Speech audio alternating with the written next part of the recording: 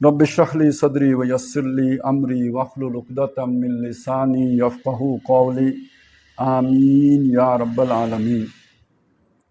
सूरह वाक़िया की 56 आयत हमने पढ़ ली थी।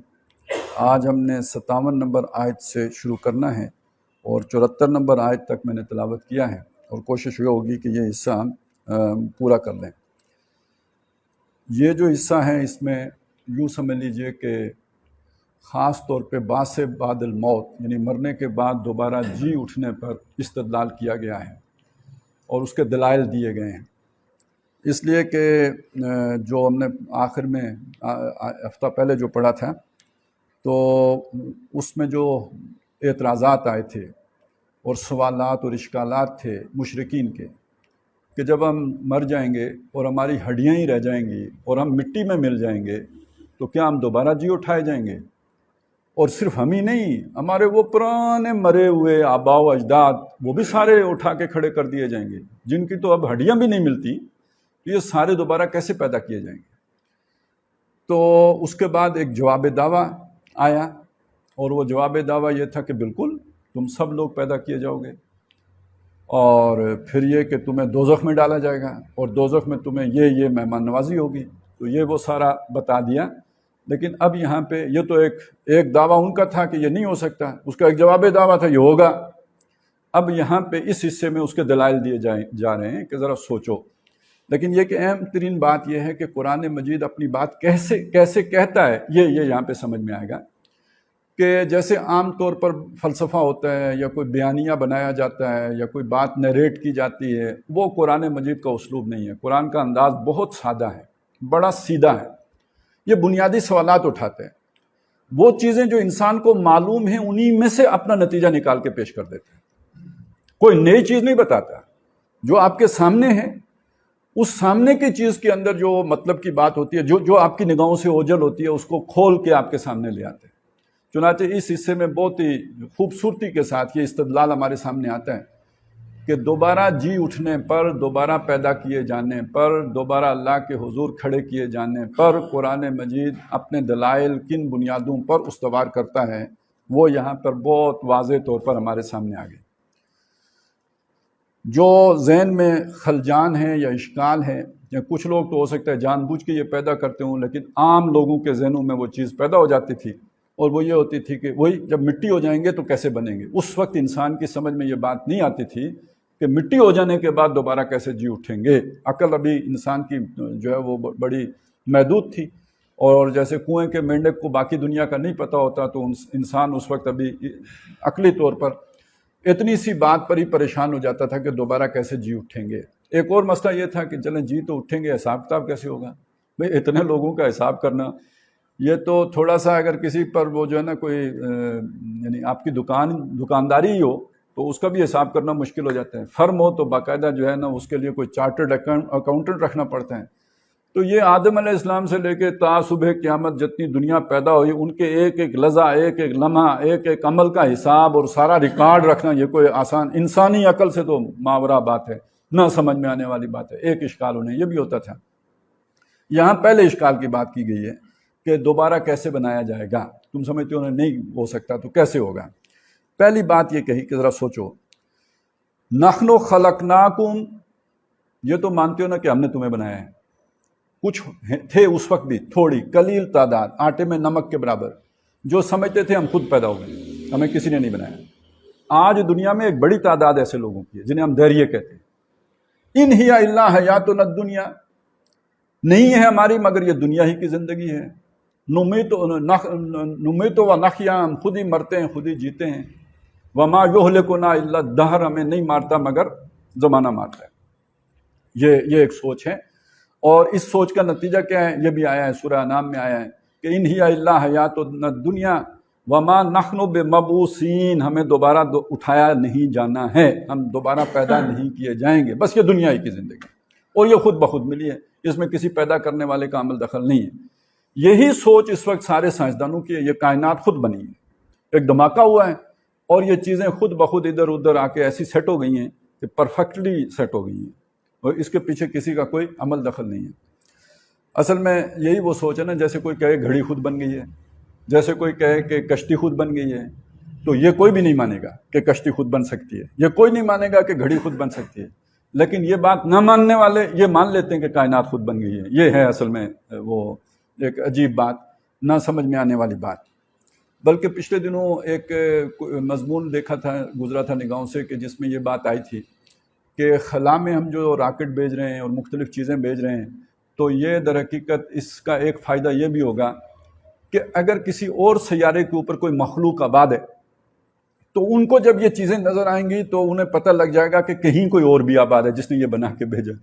تو مطلب کھوتو، جب تم اتنے بڑے بڑے ستارے دیکھ کر، اتنی بڑی بڑی کہکشائیں دیکھ کر خالق کو ماننے کے لیے تیار نہیں، تو وہ تمہارے بھیجے ہوئے سیارچے دیکھ کر تو کیوں مانیں کہ کوئی ہے کوئی اور؟ تو لیکن یہ اصل فطرت ہے۔ اصل فطرت یہی ہے کہ کوئی بھی شے اگر وجود رکھتی ہے تو اس کا کوئی بنانے والا ہوتا ہے۔ تو وہ جھوٹا آدمی بھی، اب اس کا جھوٹ زیادہ دیر نہیں چلتا، وہ سچی بات اس کی منہ سے خود ٹپک پڑتی ہے۔ تو ویسے کائنات تو خود بن گئی، لیکن یہ جو سیارے گھومتے ہوئے نظر آ جائیں گے، سیٹلائٹس، تو ان سے لوگ سمجھ لیں گے کہ کسی نے بنائے ہیں۔ تو یہ ہے اصل میں وہ اصل دلیل جو قرآن مجید کہتا ہے، اور یہاں بھی اسی بات کو اس نے کہا کہ بہرحال یہ تو تم مانتے ہو نا کہ ہم نے تمہیں بنایا، نحن خلقناکم، ہم نے تمہیں بنایا، فلولا تصدقون، تو تم تصدیق کیوں نہیں کرتے؟ تصدیق کرنا ایک دعویٰ ہے، اس دعوت کو تسلیم کر لینا گویا اس کی تصدیق کرنا۔ وہ آپ جاتے نا اٹیسٹ کروانا کوئی،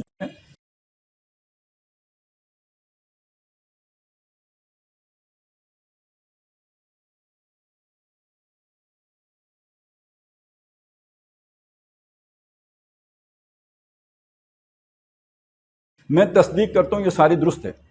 اب ایک دعویٰ ہے جو محمد رسول اللہ کر رہے ہیں صلی اللہ علیہ وسلم، دعویٰ کیا ہے کہ مرنے کے بعد دوبارہ جی اٹھو گے۔ تو جو آدمی اس دعوے کو تسلیم کر لیتا ہے وہ اس کی تصدیق کرتا ہے، اور جو اسے تسلیم نہیں کرتا اس کی تکذیب کرنا، جھٹلانا، رد کر دینا، اس بات کو نہ ماننا، اور تصدیق کرنا، اس بات کو مان لینا، تسلیم کر لینا کہ یس یہ بات ہوگی۔ تو یہ اصل میں اس میں ایک بات جو ہے وہ محذوف ہے کہ نحن خلقناکم، ہم نے تمہیں بنایا، فلولا تصدقون بالدین، کہ تم اس بدلے کے دن کی تصدیق کیوں نہیں کرتے، دوبارہ جی اٹھنے کو، وما فلا تصدقون بالبعث، دوبارہ جی اٹھنے کی تم تصدیق کیوں نہیں کرتے۔ اب اس میں دلیل کیا ہے؟ دلیل یہ ہے کہ اگر ہم نے بنایا اور تم مانتے ہو کہ ہم نے بنایا تو دوسری دفعہ بنانا کیا مشکل ہے؟ بلکہ اگر سوچا جائے تو کوئی بھی شے پہلی دفعہ بنانا مشکل ہوتا ہے، جب ابھی وہ شے ہے ہی نہیں، یہ مشکل کام ہے کہ اسے بنایا جائے۔ ایک دفعہ جب آپ اس شے کو بنا لیتے ہیں تو دوسری دفعہ پہلی دفعہ سے بہتر بناتے ہیں۔ اب ہمارے پاس جو ہے نا وہ ٹویوٹا گاڑیاں جو ہیں، کاریں، تو 76 ماڈل بھی یہاں چلتی ہیں اور 2022 ماڈل بھی چلتی ہیں، تو کون سی بہتر ہے بھائی؟ امپروومنٹ کس میں ہوئی ہے؟ پہلے سے بہتر ایئر کنڈیشن کس میں لگے ہیں، نئے سے نئے سسٹم کون سی گاڑیوں میں لگے ہیں، پرانیوں میں ہیں یا نئے میں ہیں؟ تو جب آپ نیا ماڈل لے کے آتے ہیں پہلے والے کے بعد، تو پہلے والے سے نیا ماڈل ہمیشہ بہتر لے کے آتے ہیں، کیونکہ اس تجربے سے آپ نے سیکھا ہوتا ہے۔ تو اگر تم نے یہ مان لیا کہ ہم نے تمہیں پہلی مرتبہ پیدا کیا، تو پھر کیوں موت پڑتی ہے یہ بات ماننے میں کہ دوسری دفعہ بھی بنا سکتے ہیں؟ بڑی مضبوط دلیل ہے کہ جو پہلی دفعہ بنا لے وہ دوسری دفعہ بھی بنا لیتا ہے، وہ اوور ہالنگ بھی کر سکتا ہے، اور وہ ری اسمبلنگ بھی کر سکتا ہے، اور سارا کچھ ڈسپرس کر کے آگے پیچھے کر کے پھر بھی جوڑ سکتا ہے، نئے آلات بنا کے، نئے جو ہے وہ پارٹس بنا کے پھر بھی بنا سکتا ہے۔ تو اس کے لیے دوبارہ بنانا تو قطعاً مشکل نہیں ہونا چاہیے جس نے پہلی دفعہ بنایا، سارا نقشہ اس کے ذہن میں ہے، ساری بات وہ جانتا ہے، اسے پتہ ہے کون سی شے کہاں لگانی ہے، تو کیا مشکل ہے دوبارہ بنانا اس کے لیے؟ پہلی دفعہ بنانا مشکل ہو سکتا ہے، دوسری دفعہ بنانا تو چندہ مشکل نہیں ہے۔ تو نحن خلقناکم فلولا تصدقون، تو پہلی دلیل کیا آئی کہ جب ہم پہلی دفعہ بنایا تو دوسری دفعہ بنانا مشکل نہیں ہونا چاہیے۔ اب دیکھیے یہ کوئی لمبا فلسفہ نہیں ہے، یہ بات ایک ان پڑھ کو بھی سمجھ آ سکتی ہے، ایک پڑھے لکھے کو بھی بڑی آسانی سے سمجھ آ سکتی ہے۔ اس کے لیے کوئی ڈگری ہولڈر ہونا، کوئی پی ایچ ڈی ہونا اس کے لیے ضروری نہیں۔ اس لیے میں کہتا ہوں کہ قرآن مجید بڑے آسان پیرائے میں اپنی بات سمجھاتا ہے، بڑے سادہ انداز میں اپنی بات سمجھاتا ہے، ہر آدمی کو سمجھا دیتا ہے، پڑھے لکھے کو بھی، ان پڑھ کو بھی، سیانے کو بھی، اور ذرا کم عقل کو بھی۔ ہاں بس اس کے مفادات نہ ہوں، اور وہ حرص و حوث کا بندہ نہ ہو، خواہشات نفسانی کا پیرو نہ ہو، جان بوجھ کر جو ہے انکار کرنے والا نہ ہو، نیت صاف ہو، بات آسانی سے سمجھ میں آ جائے گی۔ تو ہم نے تمہیں بنایا تو تم تصدیق کیوں نہیں کرتے؟ پھر اگلی دفعہ بنانے پر کیوں تم جو ہے وہ تمہیں وہ ماننے پر وہ کیا شے مانے ہے، رکاوٹ ہے؟ اچھا بنایا کیسے؟ ذرا سوچو، ہماری خلاقی کا اور ہمارے کام کا اور ہمارے طریقے کو تو ذرا دیکھو کہ ہم نے کیسے بنایا۔ افرأیتم ما تمنون، کیا تم نے دیکھا جو تم نے ٹپکایا؟ کیا مطلب؟ یعنی انسان کے بننے میں جو میاں بیوی ہم بستری کرتے ہیں تو اس میں ایک بوند ہے جو تم نے ٹپکائی ہے، وہ دیکھیے۔ یعنی تمہارا کام کیا تھا؟ پانی وہ تم نے منتقل کر دیا، بس تمہاری چھٹی، تم علیحدہ ہو گئے۔ تو وہ دیکھا وہ کیا شے تھی؟ وہ کچھ بھی نہیں تھا، ایک حقیر بوند تھی۔ افرأیتم ما تمنون اانتم تخلقونہ ام نحن الخالقون۔ اب سوال ہے کیا تم ہو بنانے والے یا ہم ہیں بنانے والے؟ اب اس کے بیچ میں بھی گیپ ہے۔ گیپ کیا ہے کہ وہ جو بوند تھی اس نے ترقی پا کے ایک انسانی شکل اختیار کر دی، لیکن یہ تو تمہیں نظر نہیں آیا کہ وہ کیسے ہوا۔ وہ تو رحم مادر میں چلا گیا، ایک حقیر قطرہ بھی نہیں، وہ ایک ذرہ بھی نہیں، کوئی بالکل جسے کہیں نا وہ ان آنکھوں سے نظر ہی نہیں آتا، وہ بالکل ایک حقیر وہ جو ذرہ ہے وہ چلا گیا، جرثومہ۔ اور وہاں پہ ایک بیضہ، وہ بھی اس سے بھی چھوٹا، یعنی وہ بھی حقیر۔ یہ دو آپس میں جڑ گئے۔ کس نے جوڑے؟ کروڑوں تھے، صرف ایک جڑا، باقی ناکام ہو گئے، وہ سارے ختم، موت واقع ہو گئی ان کی، وہ برابر نہیں ہو سکے، سب مر گئے۔ لیکن بس وہ ایک تھا کہ جو جا کے ایک ٹھکانے پہ پہنچ گیا۔ پھر اس کے بعد اس کے مختلف مراحل ہیں۔ آج تو انسان جو ہے نا الٹرا ساؤنڈ سے اور مختلف مشینوں سے وہ ساری چیزیں دیکھ سکتا ہے، لیکن جب قرآن نازل ہو رہا تھا تو تب تو نہیں معلوم تھا نا کہ اس کے بعد کیا ہوا، کسی کو نہیں پتا۔ لیکن اس کے بعد کتنی بڑی کاریگری ہوئی کہ پہلے یہ دو جڑ گئے، پھر یہ دونوں مل کے تو ایک جگہ پہ لٹک گئے، جیسے بالکل جیسے جونک ہوتی ہے نا، جل، جیسے وہ کہیں جا کے اندر انسان کے اندر لٹک جاتی ہے، اس طرح جونک کی مانند لٹک گیا۔ یہ علقہ ہے، معلق چیز، جیسے پنکھا لٹک رہا ہے ایسے وہ لٹک گئی، تو یہ ہے علقہ۔ پھر یہ علقہ سے بنا مضغہ، بوٹی بن گئی۔ پھر یہ بوٹی جو ہے اس کے اندر ہڈیاں پیدا ہوئیں، پھر بلکہ پہلے وہ ایک شکل سی بنی، پھر اس میں ہڈیاں بنی، پھر ہڈیوں کے اوپر گوشت چڑھا، پھر اس کا تسویہ ہوا، نوک پلک سنواری گئی، اور پھر 9 مہینے کے بعد تم نے ایک چیز کو دیکھا، اور جو چیز تھی وہ کیا تھی؟ ابھی نہ وہ اب خود سے خوراک کھا سکتا ہے، نہ وہ اس کو ابھی بینائی ہے، نہ گویائی ہے، نہ سماعت ہے، کچھ بھی نہیں ہے، لیکن ہے وہ بس ایک بندہ ہے، سانس لے رہا ہے۔ پھر اس کو اس چھوٹی عمر بچے سے جو ہے وہ پھر لڑکپن کی عمر آئی، پھر جوانی کو پہنچا، پھر بوڑھا ہوا، ان سارے مراحل سے گزارا۔ یہ اب باتیں کرتے ہیں نا، یہ اس چیز کو بڑی جو ہے نا ایک خاص انداز میں سورہ یاسین میں بیان کیا گیا۔ اولم یر الانسان انا خلقناہ من نطفۃ، کیا انسان نے نہیں دیکھا کہ ہم نے اسے بنایا ایک نطفے سے؟ وضرب لنا مثلا ونسی خلقا، اور اب وہ ہماری مثالیں بیان کر رہا ہے اور اپنی تخلیق کو بھول گیا ہے کہ کیسے بنا ہے، یہ بھول گیا، کس سے بنا یہ بھول گیا۔ باتیں کیا کر رہے ہیں؟ اللہ کیسے دوبارہ پیدا کرے گا؟ یعنی دیکھیں کتنا بڑا سکرات بن گیا، اور کہاں سے چلا تھا، سفر کا آغاز کہاں سے ہوا، وہ یاد ہی نہیں رہی، چیز کیا تھی، یہ کیا چیز تھی، اور آج اس کی باتیں دیکھو۔ تو جہاں اس کی باتیں تعجب خیز ہیں، حیرت انگیز ہیں، وہاں ہماری خلاقی کا مظہر بھی تو ہے نا، کہ کس شے کو ہم نے کیا، ہم نے شیشے کو ہیرے کی چمک دی ہے، کیا وہ گندے قطرے کی ایک بوند اور ایک جو ہے وہ ذرہ جس کو آج ہم نے سکرات بنا دیا، افلاطون بنا دیا، ارسطو بنا دیا۔ وَضَرَبَ لَنَا مَثَلًا وَنَسِيَ خَلْقًا قَالَ مَنْ يُحْيِي الْعِظَامَ وَهِيَ رَمِيمٌ، کہتا ہے وہ ہڈیاں جب کھوکھری ہو جائیں گی تو ان کو دوبارہ کون زندہ کرے گا؟ شرم نہیں آتی یہ بات کہتے ہوئے کہ ایک پانی سے ہم نے تمہیں یہ بنا لیا تو ہڈیوں سے دوبارہ بنانا ہمارے لیے کیا مشکل ہے؟ یہ تمہاری عقل کی موت ہے، یہ تمہاری اپنی سمجھ کی موت ہے۔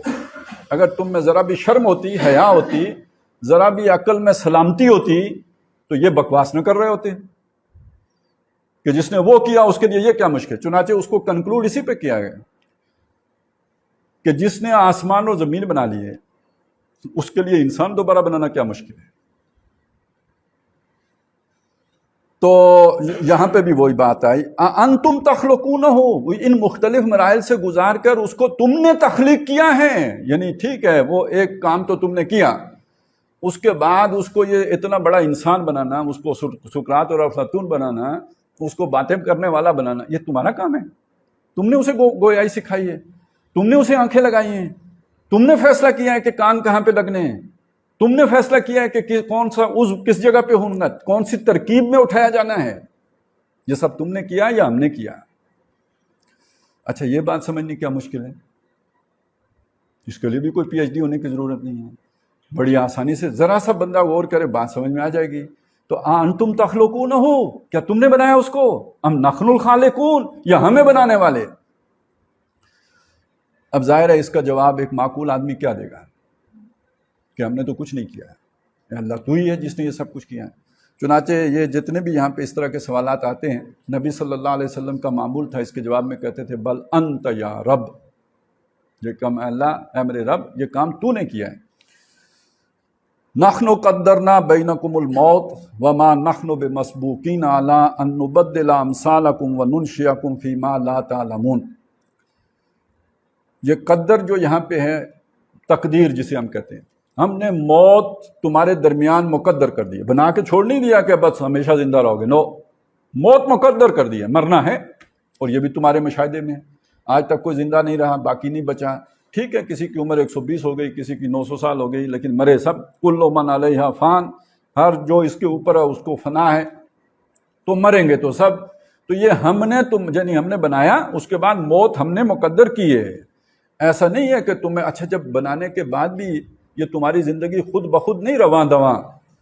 سورہ انعام میں تو یہاں تک بھی بات ہے نا کہ ہم نے بنایا، اور وَيُرْسَلُ عَلَيْهِ قُلْ هُوَ الْقَادِرُ فَوْقَ عِبَادِهِ، بتا دیجئے کہ وہ اپنے بندوں پر پوری طرح قابو یافتہ ہیں. یعنی بنانے کے بعد اس سے آزاد نہیں ہو گئے لوگ، اس کے قابو میں ہیں. اچھا نہ صرف قابو میں ہیں بلکہ وَيُرْسَلُ عَلَيْكُمْ حَفَظًا، وہ تمہارے اوپر اپنے محافظ بھیجتا ہے جو تمہاری زندگی کی حفاظت کرتے رہتے ہیں، جو زندگی کے لیے نقصان دہ عوامل ہیں ان سے بچاتے رہتے ہیں. وہ بیماریاں ہوں، وہ شیاطین کے حملے ہوں، جنات کے حملے ہوں، اشراط الارض ہوں. کوئی گرتا ہے نا، نہیں کہتے یار فرشتوں نے ہاتھ رکھ لیے، بچہ خاص طور پہ گرے تو کہتے ہیں فرشتوں نے ہاتھ رکھ لیے. تو یہ ہم حفاظت کرتے ہیں نا، یرسل علیکم حفظا. اور یہ سلسلہ چلتا رہتا ہے چلتا رہتا ہے چلتا رہتا ہے، حتی اذا جاء احدکم الموت، یہاں تک کہ جب تم میں سے کسی کی موت آن کھڑی ہوتی ہے، وقت آ جاتے ہیں. توفتہ رسلنا، ہمارے فرستادے وہ جو آتے ہیں موت کے وہ آ کے اس کو پورا پورا لے لیتے ہیں. وَهُمْ لَا يُفَرِّطُونَ، کوئی کمی نہیں چھوڑتے. ایسا نہیں کہ ایک حصہ لے جائیں باقی کوئی بچ گیا ہو، نہ، وہ پورا پورا لے لیتے ہیں. وہ جس سے اگلا بنانا ہے وہ لے کے چلے جاتے ہیں. تمہیں کیا پتا ہے، تمہارے پاس تو ایک بے جان شے باقی رہ جاتی ہے. اور جیسے ایک پھل ہے، اس پھل کے اندر ایک چھوٹا سا بیج ہوتا ہے، پھل آپ نے کھا لیا، بیج واپس ایک نیا درخت بن گیا. تو جو انسان کا بیج ہے جس سے ایک نیا آدمی بنانا، وہ لے گئے. وَهُمْ لَا يُفَرِّطُونَ، کمی نہیں چھوڑتے، وہ پورا کا پورا لے کے چلے جاتے ہیں. تو زندگی بھی جو موجود جس میں کہ ہم جی رہے ہوتے ہیں، یہ خود بخود نہیں جی رہے ہوتے ہیں، بلکہ وہ نگران، وہ محافظ اللہ کے حکم سے ہماری زندگی کی حفاظت کرتے رہتے ہیں. یہاں تک کہ جب موت کا وقت آتا ہے، وہ دوسری قسم کے فرشتے آتے ہیں، اسی کے فرستادے، وہ آ کے پورا پورا وصول کر کے لے جاتے ہیں. اور وہ پھر اس کے بعد جب دوبارہ اٹھانا ہوگا، وہ ایک آواز ہوگی، ایک سیٹی ہوگی، ایک الارم بجے گا، سب اٹھ کر کھڑے ہو جائیں گے. فَإِذَا هُمْ يَنْسِلُونَ مِنَ الْأَجْدَاثِ إِلَىٰ رَبِّهِمْ يَنْسِلُونَ، اپنی قبروں سے نکل کے اپنے رب کی طرف دوڑ پڑیں گے. تو یہ ایک نقشہ ہوگا جو اس دن پیش ہوگا. تو نحن قدرنا بینکم الموت، ہم نے تمہارے درمیان موت مقدر کی ہے. وما نحن بمسبوقین علی ان نبدل امثالکم، اور ہم عاجز نہیں ہو گئے ہیں کہ تمہارے جیسی تمہاری مثال تبدیل کر کے تمہاری جیسے دوبارہ بنا لیں. یعنی تم یہ سمجھو کہ جب ہڈیاں ہو جائیں گی تو کیسے دوبارہ بنیں گے، تو پہلی دفعہ ہم نے بنایا، دوبارہ بنانے سے ہم عاجز نہیں آ گئے ہیں. تمہاری مثال تمہارے جیسے دوبارہ بنانے سے ہم یعنی بے بس نہیں ہو گئے، ہم کر سکتے ہیں، ہم قادر ہیں اس پر کہ تم جیسے دوبارہ بنا لیں. اس کو آپ یوں بھی کہہ سکتے ہیں، وَنُنْشِئَكُمْ فِي مَا لَا تَعْلَمُونَ، اور ہم تمہیں اٹھا کھڑا کریں. وہی انشاء کا لفظ پھر آ گیا. یہ پچھلی دفعہ بھی آیا تھا، انا انشأناہن انشاء، اٹھانا، کسی بنا کھڑا کرنا.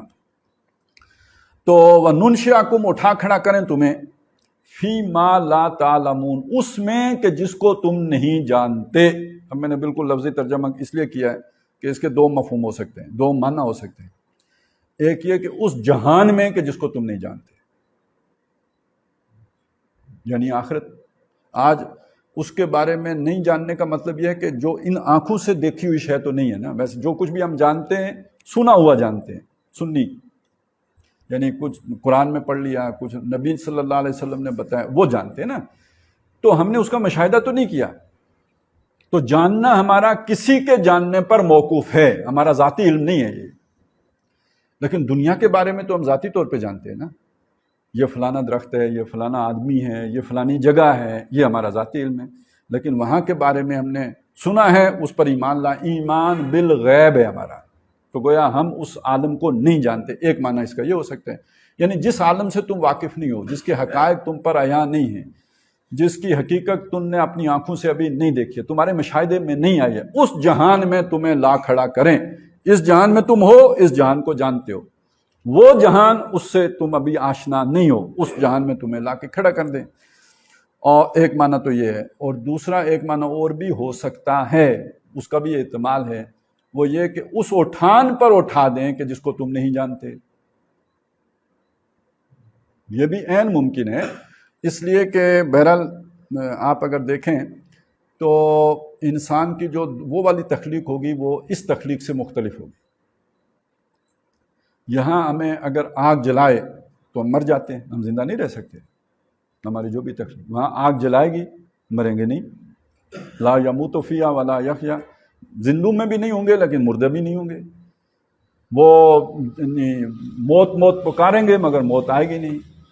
ہم نے وہ پڑھا تھا کہ وہ کھائیں گے، جب کھولتا ہوا پانی اوپر سے پئیں گے، زقوم کھائیں گے تو اس سے تو وہ آنتیں گل کے نکل جائیں گی.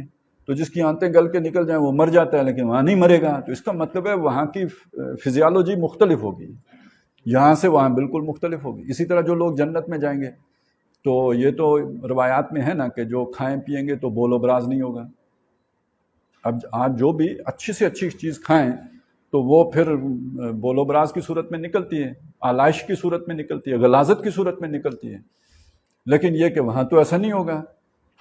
اس کا مطلب یہ ہے کہ وہاں ہمارا جسم، ہمارا پورا نظام انہضام اس سے بالکل مختلف ہوگا. یہ والا نظام نہیں ہوگا وہاں پہ. پھر یہ کہ اس جسم کو موت نہیں آئے گی. اس جسم کو تو موت آتی ہے، وہ ہزاروں سال، کربوں سال، ابداً ابدا زندہ رہے گا، اس کو موت نہیں آئے گی. پھر یہاں کی ہماری طاقت جو ہے وہ بڑی محدود ہے، اور آدمی بوڑھا بھی ہوتا ہے، جوان بھی رہتا ہے، بڑھتا بھی ہے، ضعف کا بھی شکار ہوتا ہے، بیمار بھی ہوتا ہے. وہاں ایسا کچھ بھی نہیں ہوگا. تو اس کا مطلب ہے کہ وہاں کا جسم یہاں کے جسم سے بالکل مختلف جسم ہوگا. تو یہ معنی بھی ہو سکتا ہے کہ ایک ایسی نئی تخلیق کہ جس کو تم نہیں جانتے، جس سے ابھی تم واقف نہ ہو. تم اس تخلیق سے واقف ہو، اس تخلیق سے واقف نہیں ہو. تو دونوں معنی ممکن ہے. لفظی معنی کیا ہوگا؟ ہم تمہیں اٹھا کھڑا کریں اس میں کہ جس کو تم نہیں جانتے، فی ما لا تعلمون. تو اب اس کا اطلاق آپ کس پر کریں گے؟ یہ بھی ہو سکتا ہے اس جہان میں جس جہان کو تم نہیں جانتے. اور ایک ایسی اٹھان، ایک ایسی تخلیق، ایک ایسا نیا روپ جس روپ سے تم واقف نہیں ہو، جس نئے جسم سے تم واقف، اس جسم میں وہ جسم تمہیں عطا کر دیں. وَلَقَدْ عَلِمْتُمُ النَّشْأَةَ الْأُولَىٰ، اور تم اپنی پہلی اٹھان سے واقف ہو، یعنی وہی بوند سے لے کے اب اس بڑھتی جوانی تک اور طاقت اور قوت کے دور تک، اس حقیر مادے سے لے کر یہ پوری اٹھان ہے نا. پھر جوانی کے بعد ذوف شروع ہو جاتا ہے، ڈھلوان شروع ہو گئی. انسان کا اٹھنا جو ہے، طلوع ہونا، اس حقیر بوند سے لے کے تو جوانی تک ہے. فَلَمَّا بَلَغَ أَشُدَّهُ وَبَلَغَ 40 سَنَةً، 40 سال. اس کے بعد پھر وَمَن نُعَمِّرْهُ نُنَقِّصُهُ فِي الْخَلْقِ، جس کی عمر بڑھتی جاتی ہے اس کی خلقت میں کمزوری آتی جاتی ہے، اوندا ہوتا جاتا ہے. اور ویسے اب تو ڈاکٹر لوگ بھی کہتے ہیں کہ 40 سال کے بعد ڈھلوان شروع ہو جاتی ہے، تمام اعضاء جو ہیں وہ گھسنے لگتے ہیں، کمزوری اور ضعف اس کے بعد شروع ہو جاتا ہے. تو جسم اس طرح کام نہیں کرتا جیسے پہلے کر رہا ہوتا ہے. تو اس پہلی تخلیق سے تم واقف ہو، پہلے اٹھان سے تم واقف ہو. فلولا تذکرون، تو کیوں نہیں سمجھتے، کیوں نہیں نصیحت پکڑتے، کیوں نہیں تمہیں یاد آتی بات، کیوں نہیں تمہیں سمجھ آتی؟ پھر میں وہی بات یاد کرانا چاہوں گا کہ دیکھیں یہ بالکل سادہ سی بات ہے، یہ ہر آدمی سوچ سکتا ہے، یہ کسی کی سوچ میں نہ آنے والی بات نہیں ہے کہ اس کے سر سے گزر جائے۔ کہتے ہیں نا بات اتنی مشکل تھی کہ وہ سمجھ میں ہی نہیں آئی، تو یہ کوئی مشکل بات نہیں ہے کہ جس نے تمہیں یہ سب کچھ کر لیا، پہلی دفعہ بنا لیا، تو وہ دوسری دفعہ بنانے میں اسے کیا رکاوٹ ہوگی؟ اب آ گیا دوسرا سوال، فرمایا یعنی پہلی چیز تو انسان کی تخلیق سے متعلق تھی، اب دوسری چیز انسان کی غذا سے متعلق ہے، یعنی ہمیں بنانا ایک کام ہے، اور ہم زندہ نہیں رہ سکتے جب تک کھائیں نہ اور پیئیں نہ، یہ دو چیزیں نا، مطلب غذا چاہیے زندہ رہنے کے لیے، پانی چاہیے، اس کے بغیر بھی نہیں زندہ رہ سکتے۔ اب پہلے غذا کی بات آئی، افرأیتم ما تخرسون، کیا تم نے دیکھا جو تم بوتے ہو، یہ ہرس ہے نا، ہرس لکم، کھیتی، تو اسی سے تخرسون یعنی کھیتی میں کوئی شے بونا، بیج بونا، جو تم کھیتی میں بیج بوتے ہو وہ تم نے دیکھا۔ اچھا وہ بھی قرآن مجید نے خواتین کے بارے میں بھی یہ بات کہی ہے، نساؤکم حرث لکم، یہ جو تمہاری بیویاں ہیں یہ تمہاری کھیتیاں ہیں۔ وہ جو اوپر بات آئی تھی افرأیتم ما تمنون، تو وہ بھی ایک بیج ہے نا جو بویا گیا ہے کھیتی میں۔ اب ایک بیج وہ ہے جو زمین میں بویا جاتا ہے، ایک دوسری طرح کی کھیتی ہے اس میں بویا جاتا ہے، تو اس کا ذکر آ گیا، افرأیتم ما تخرسون، کیا تم نے وہ دیکھا جو تم بوتے ہو، انتم تزرعونہ ام نحن الزارعون، پھر اس کے بعد ایک پورا پروسیس چلتا ہے، وہ بیج اندر جاتا ہے کھیتی کے اندر اور مٹی میں، وہاں سے مٹی کی جو ہے نا نمی اس کے ساتھ جڑتی ہے، ساتھ گرمائش، اس کی افزائش کی جو صلاحیت ہے وہ اس کے اندر ایک جو ہے نا عمل شروع ہوتا ہے، پھر وہ پھٹتا ہے، اس سے ایک سوئی نکلتی ہے۔ سوئی کیا شے ہے؟ یعنی آپ اگر زور سے پھونک ماریں تو وہ ٹوٹ جائے، ذرا سا آپ کا پاؤں آج تو وہ مسلی جائے، لیکن اس کو یہ طاقت کون دیتا ہے کہ زمین کی سطح کو پھاڑ کے وہ باہر نکل آتی ہے؟ سوچنے کی بات ہے نا، بہرحال غور کرنے کی بات ہے، اور اس کے لیے بھی کوئی پی ایچ ڈی ہونا ضروری نہیں ہے۔ اس سے اگلی بات یہ ہے کہ وہ معمولی سی بے ضرر سی نازک سی سوئی پھر ایک پودے کی شکل اختیار کر لیتی ہے۔ مطلب اگر وہ درخت بننا ہے، پھلدار درخت بننا ہے، تو کتنا مضبوط تنا ہو جاتا ہے اس کا، وہ کیا تھی کیا بن گئی، کتنی مضبوطی آ گئی اس میں۔ اور اگر وہ فصل کا ہے کی سوئی ہے تو بہرحال وہ بھی کوئی ٹانڈا تو ہوگا نا، کوئی تنا تو اس کا بھی بنے گا جس کے اوپر وہ پوری طاقت کے ساتھ، مکئی ہے یا کوئی گندم ہے تو وہ کھڑی ہو جائے گی اپنی نال کے اوپر، تو وہ نال تو اس کی بھی ہوگی۔ وہ یہ کس نے کیا؟ یہ ہے زراعت، یہ تزرعونہ یہ سارا عمل ہے، یعنی اس بیج کا فصل تک پہنچنا، یہ سارا زراعت کا عمل ہے۔ تو اب ذرا سوچو، ٹھیک ہے تم نے کوئی باڑ لگائی، کوئی سوروں سے اس کی حفاظت کی، کوئی پانی کی دعا کی یا اس کے لیے کوئی بندوبست کیا، یہ تو اپنی جگہ، لیکن جو اس کے مشکل ترین مراحل تھے اس کو جو ان مراحل سے گزارا، یہ پوری پروگرامنگ کس کی تھی، اور اس بیج کے اندر یہ سارا ترفع کس نے کیا، اس کو یہ نشو و نما کس نے دی، اور ایک ایک دانے سے 100 دانے کس نے بنائے؟ انتم تخلقونہ ام نحن الخالقون، انتم تزرعونہ ام نحن الزارعون۔ سوچو اب، اور انسان اگر یعنی جسے کہتے ہیں نا غیر جانبدار ہو کے اور تعصبات سے پاک ہو کے اور ذہن کو آزاد رکھ کے سوچے تو یہ، اور اس پر غور کرے تو یہ بات اس کی سمجھ کے لیے کافی ہو جائے گی کہ یہ میرے تو بس کی بات ہی نہیں تھی، میں تو ایک دانہ نہیں بنا سکتا، یہ ایک دانے سے 100 دانے بن جانا یہ تو میرے بس کے باہر کی بات ہے کسی، بل انت یا رب، اے میرے رب یہ تو تیرا ہی کام ہے، تو نہیں کیا یہ۔ اب اس میں بھی دلیل کیا ہے کہ جو اتنے باریک کام کرتا ہے، لطیف باریک بین بھی ہے اور باریکی سے کام کرنے والا بھی ہے، تو اس کے لیے کیا مشکل ہے کہ تمہیں دوبارہ پیدا کر دے؟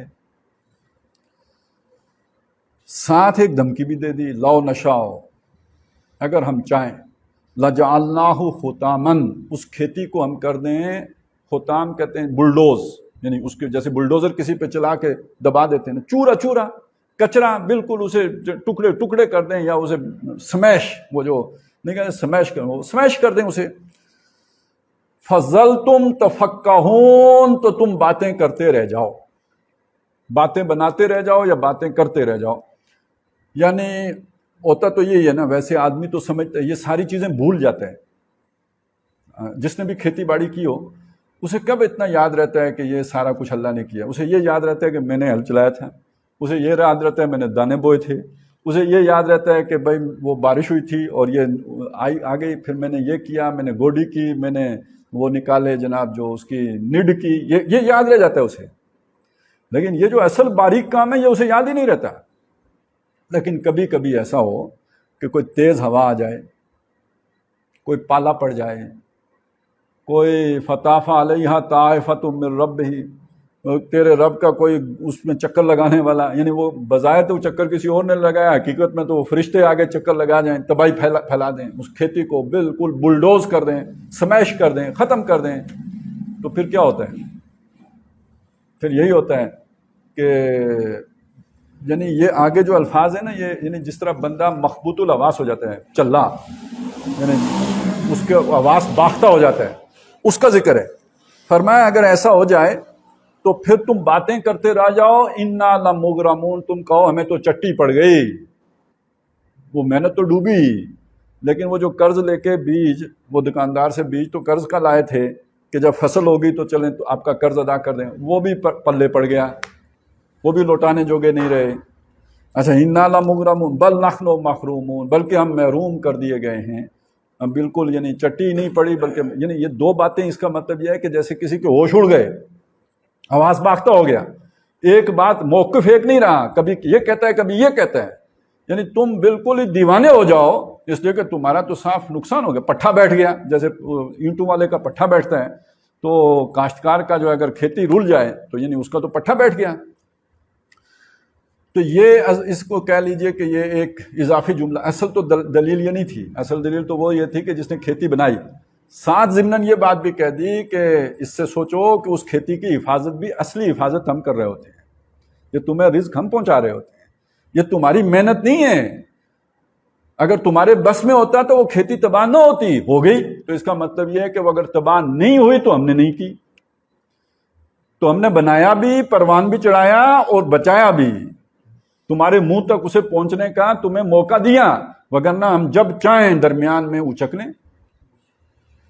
وہ نہیں کہتے there are many slips between the cup and the lips، یعنی آپ کے ہاتھ میں پیالی ہے، آپ اسے منہ کی طرف لے کے جا رہے ہیں، اس درمیان بھی کوئی ایسا کچھ ہو سکتا ہے کہ پانی وہ چائے گر جائے۔ تو زندگی میں تو یہ زندگی ہے ہی ایسی کہ جہاں چانس ملتا ہے وہاں کسی بھی وقت جو ہے وہ منہ میں آیا ہوا نوالا بھی منہ سے نکل جاتا ہے، چھن جاتا ہے۔ اور ویسے تو وہ حدیث میں تو یہ بھی آتا ہے نا کہ حلق سے اترنے سے پہلے ہر نوالا پوچھتا ہے اللہ سے کہ میں اس کے حق میں زہر بنوں یا غذا بنوں، تو وہ تو حلق کے اترتے وقت تک یہ معاملہ ہے۔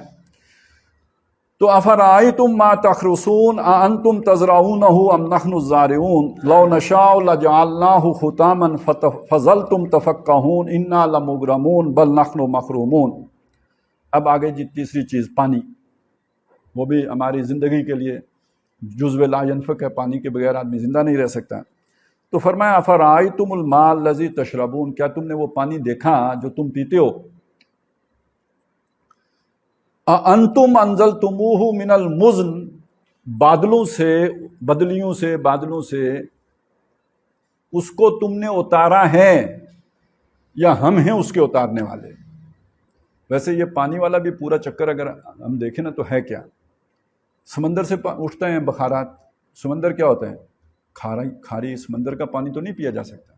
اب ذرا اللہ کا کام دیکھیں، یعنی وہ پانی جو نہیں پیا جا سکتا اس کو اللہ تعالیٰ نے ڈسٹلڈ واٹر میں تبدیل کیا، بخارات کے ذریعے اس کا ایک ایسے پروسیس سے گزارا کہ وہ صاف شفاف ہو گیا۔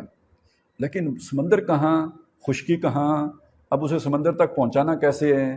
اب ان بخارات کو جوڑا، پھر ہوائیں چلائیں جنہوں نے اس کو اٹھایا اور ہانکا اور اسے دھکیلا۔ یہ ٹنوں وزنی پانی ہے، یہ دریا کا وزن کریں، یہ جو بہتے نالوں کا وزن کریں، یہ سارا آسمان پہ کوئی اٹھا کے پھر رہا ہے نا، کس نے؟ وہ ہوائیں جو اٹھا کے اسے لا رہی ہیں، وہ ہوائیں کس نے چلائی ہیں؟ آج کل ویسے وہ مصنوعی بارش کی بات کی جاتی ہے، لیکن مصنوعی بارش کہاں ہوتی ہے؟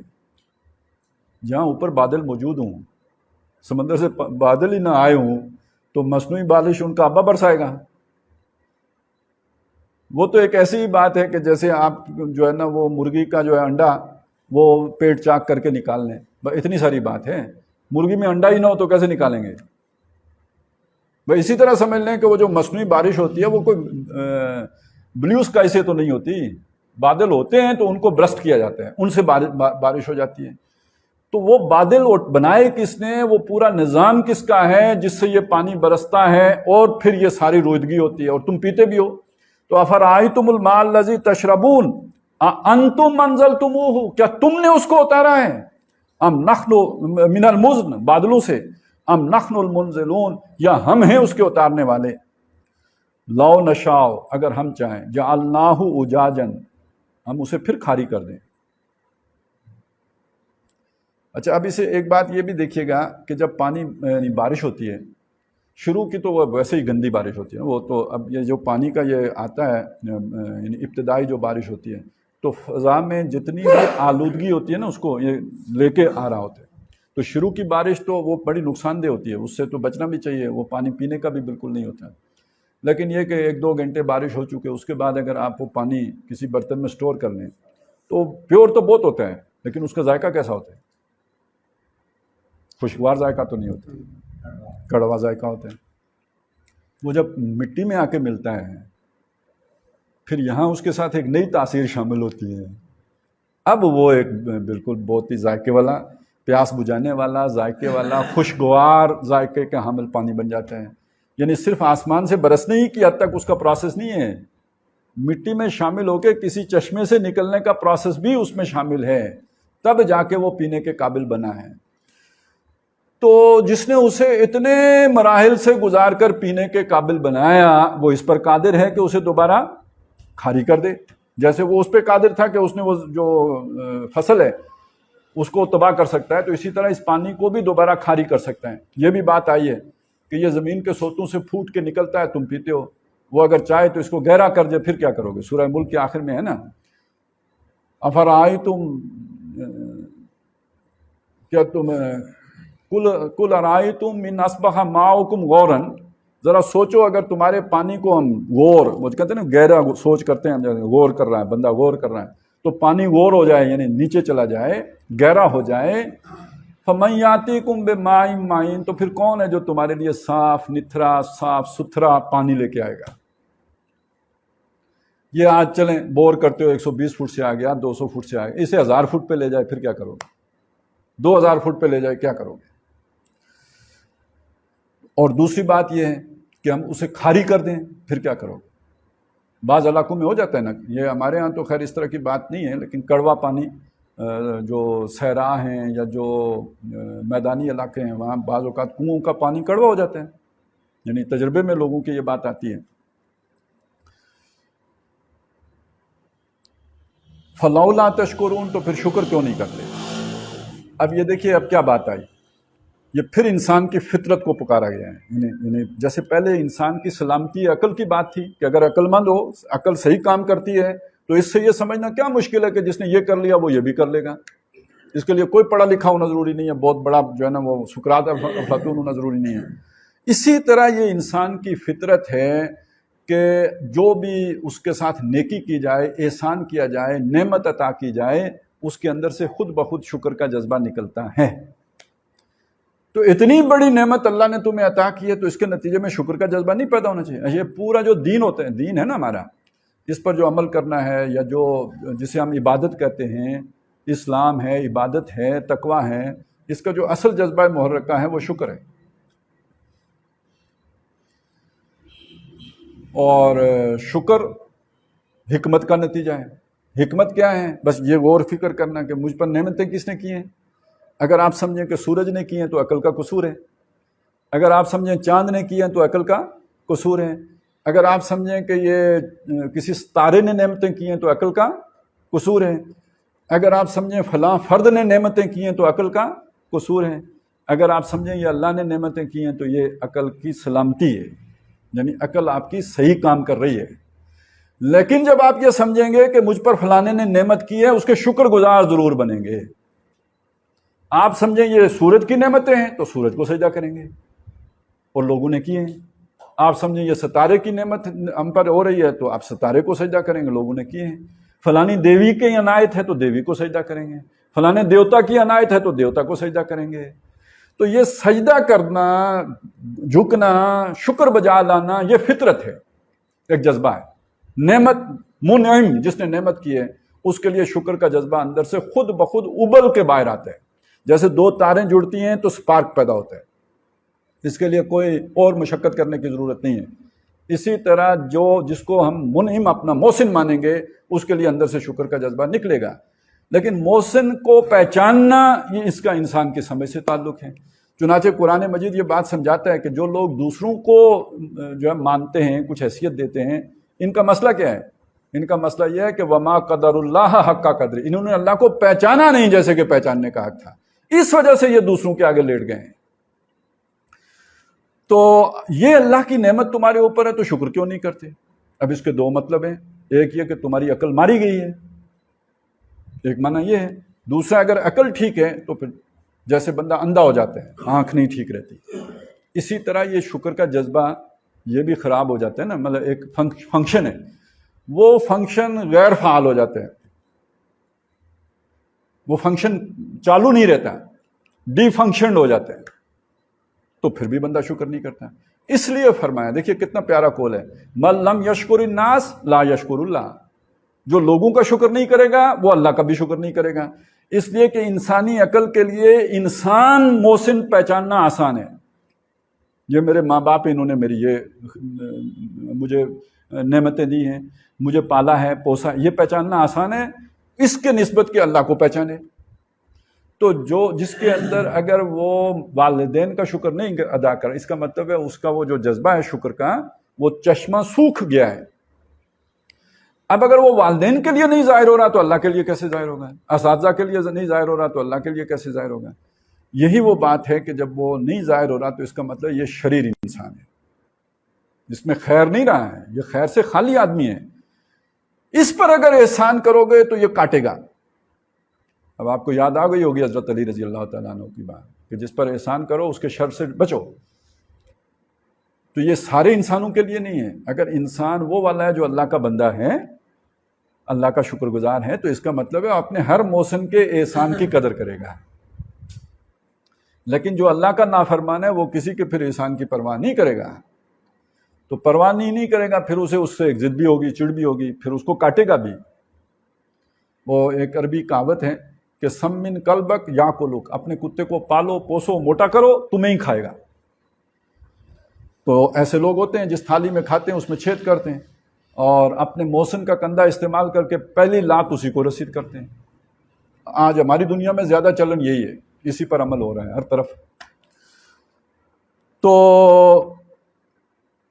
لو نشاء جعلناہ اجاجا فلولا تشکرون افرأیتم النار التی تورون، کیا تم نے وہ آگ دیکھی ہے جو تم جلاتے ہو؟ اب آگ کے بھی انسانی زندگی میں بہت کام ہے، اسی لیے لوگوں نے آگ کی بھی پوجا کی ہے۔ انتہائی شدید ٹھنڈ لگی ہو، آگ آپ کو گرم کر دے گی، کتنا آپ کو سکون دے۔ سردیوں میں وہ ہمارا تو وہ محاورہ ہے نا کہ اگی چور پلائے۔ آگ کی اہمیت یہ ہے کہ چور سامان لے کے بیٹھ گئے اور ساری رات بیٹھے آگ تاپتے رہے، صبح پکڑے گئے، انہیں یہ یاد نہیں رہی کہ نکلنا ہے، تو کس چیز نے بلا کے رکھا ہے؟ یعنی اس کی آگ کی اہمیت اس میں سامنے آئی۔ تو ایک تو یہ ہے کہ وہ آپ کو آپ کے تاپنے کے کام آتی ہے، اس سے آگے آپ کی ساری غذائیں جو ہیں وہ آگ پہ ہی پک کے تیار ہوتی ہیں، آگ نہ ہو تو کیسے وہ ہوگا؟ وہی حرارت کا باعث ہے۔ تو انسانی زندگی میں جیسے پانی کی اہمیت ہے ایسے ہی آگ کی بھی اہمیت ہے۔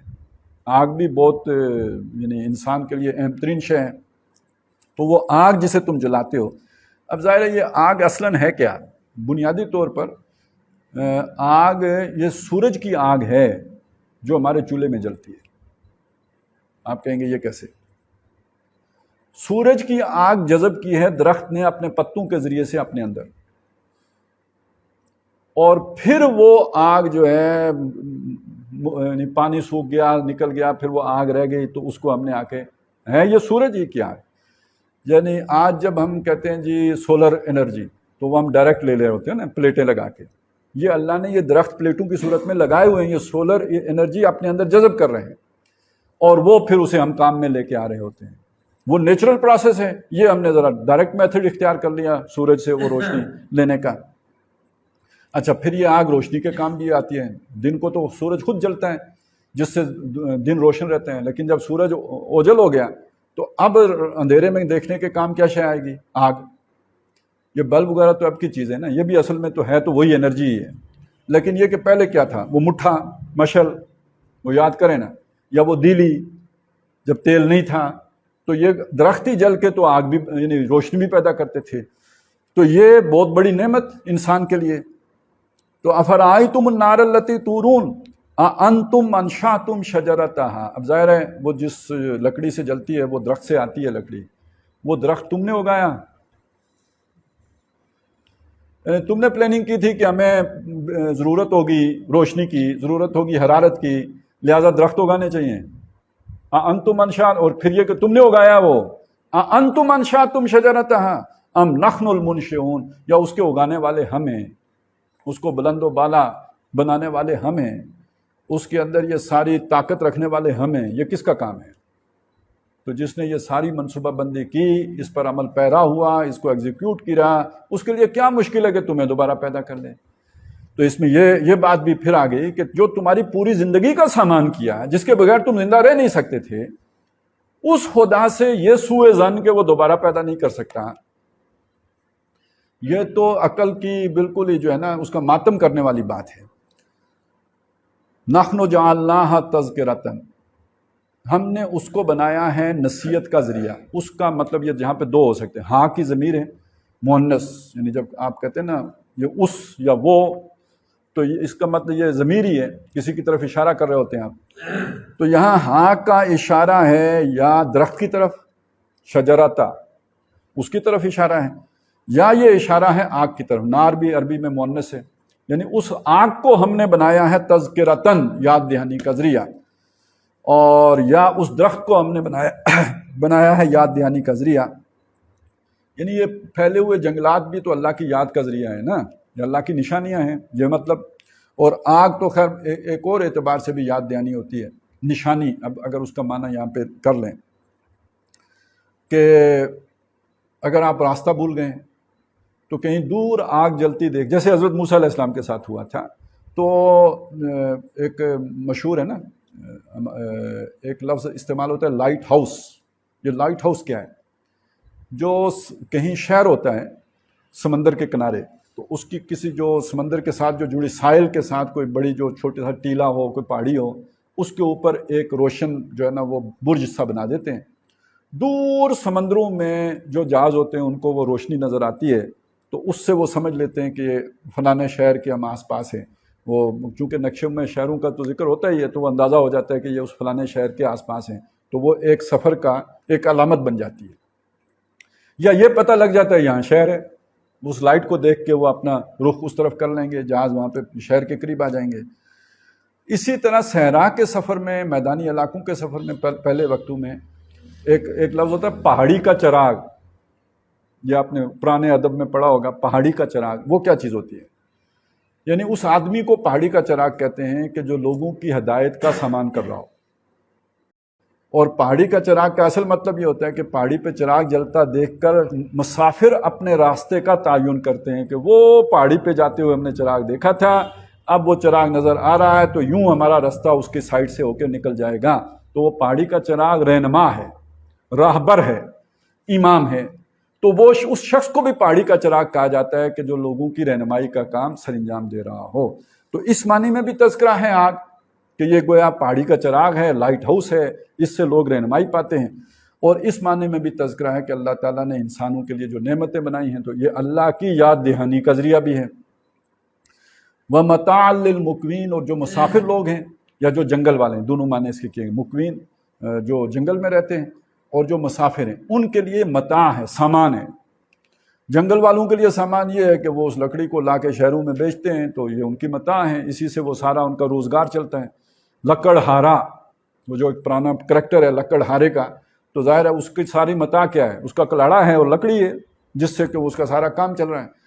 اور مسافر کی متاع یعنی وہی لکڑیاں جلا کے ان کی زندگی کا سامان ہوتا ہے، رات کو جہاں قیام کرتے ہیں جنگلی جانوروں سے بھی بچنے کا ذریعہ یہی ہے کہ آپ دائرے میں آگ جلا لیں اور درمیان میں رات کو قیام کر لیں. یہی پرانے وقتوں میں جو لوگ طریقے اختیار کرتے تھے.